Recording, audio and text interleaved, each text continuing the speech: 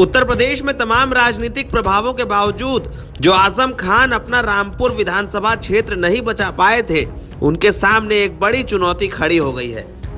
आजम खान के बेटे अब्दुल्ला आजम की स्वार विधानसभा सीट पर चुनावी तारीखों का ऐलान हो गया है।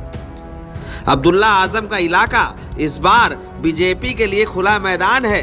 कारण नावेद मियां है। वो नावेद मियां जो एक जमाने में आजम खान के खासम खास हुआ करते थे, लेकिन स्वार विधानसभा सीट पर अपनी दावेदारी कर रहे हैं। अब्दुल्ला आजम की विधायकी रद्द होने के बाद अब आजम खान को इस बार स्वार विधानसभा सीट को बचाना है।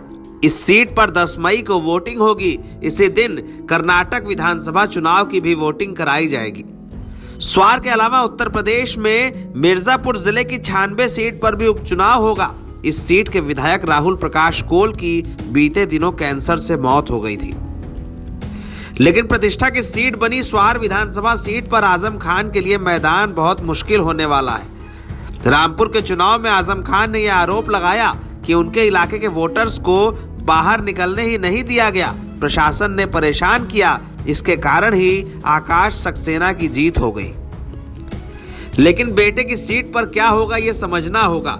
16 साल बाद स्वार विधानसभा सीट पर उपचुनाव हो रहा है। 2007 में नावेद मियां के इस्तीफे के बाद इस सीट पर उपचुनाव कराए गए थे, लेकिन बीजेपी के लिए सूखा 2 दशकों से ज्यादा का है, यूं कहें कि पौने 3 दशक का। स्वार टांडा सीट से 27 साल पहले भाजपा को जीत मिली थी। 1996 में यहां पर शिव बहादुर सक्सेना नाम के बीजेपी उम्मीदवार की जीत हुई थी। 1996 में इस सीट पर बीजेपी के नेता शिव बहादुर सक्सेना को 59,477 वोटों के साथ जीत मिली थी। उन्होंने समाजवादी पार्टी के अब्दुल गफूर को हराया था, लेकिन इसके बाद से इस सीट पर सूखा पड़ा है। अब आजम खान इस सीट पर अपना परचम बरकरार रखना चाहते हैं। वही बीजेपी 27 साल का सूखा खत्म करने के लिए आशान्वित है। होगा क्या ये देखना दिलचस्प होगा, लेकिन 10 मई की तारीख को लेकर आजम खान के खेमे में हलचल जरूर है। NBT ऑनलाइन की रिपोर्ट।